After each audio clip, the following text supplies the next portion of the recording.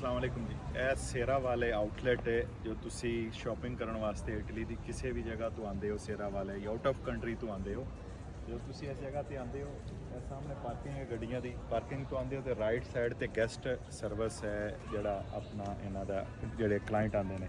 ਇਹਦਾ main gate ਆ ਗਿਆ ਚੋਰ ਸਾਹਿਬ ਜੀ ਬਿਲਕੁਲ। ਇਹ ਮੇਨ ਜਗ੍ਹਾ ਹੈ ਔਰ ਇਹ ਰਾਈਟ ਸਾਈਡ ਦੇ ਉੱਤੇ ਗੁੱਚੀ ਵਾਲਿਆਂ ਦਾ ਜਿਹੜਾ ਹੈ ਇਹ ਗੇਟ ਹੈ।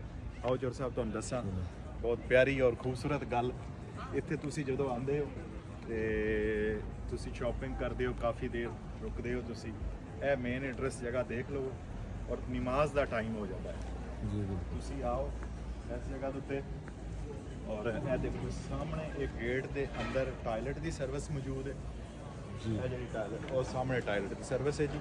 ਔਰ ਇਹ ਜਿਹੜੀ ਸਪੈਸ਼ਲ ਜਗ੍ਹਾ ਤੁਹਾਨੂੰ ਦਿਖਾਉਣ ਲੱਗੇ ਇਹ ਜਿਹੜੀ ਹੈ ਇਹ ਜਿਤਨੇ ਮੁਸਲਮਾਨ ਅਰਬੀ ਭਾਈ ਨੇ ਉਹਨਾਂ ਦੀ ਉਹਨਾਂ ਦੇ ਆ ਜਾਓ ਚੋਰ ਸਾਹਿਬ, ਆ ਜਾਓ ਕੈਮਰਾਮੈਨ।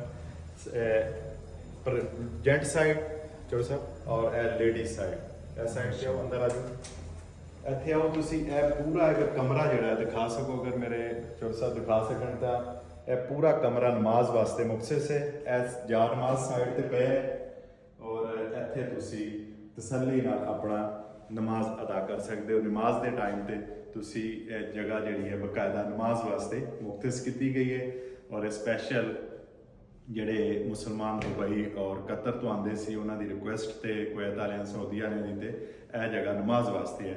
ਤੁਸੀਂ ਜਦੋਂ ਵੀ ਆਓ ਸ਼ਾਪਿੰਗ ਸੈਂਟਰ ਵਾਸਤੇ ਇੱਥੇ ਸ਼ਾਪਿੰਗ ਕਰਨ, ਤੁਹਾਡੇ ਕੋਲ ਨਮਾਜ਼ ਦੀ ਜਗ੍ਹਾ ਵਾਸਤੇ ਇਹ ਜਗ੍ਹਾ ਮੌਜੂਦ ਹੈ। ਠੀਕ ਹੈ ਜੀ, ਸਲਾਮਤ ਰਹੋ, ਅੱਲਾਹ ਹਾਫਿਜ਼।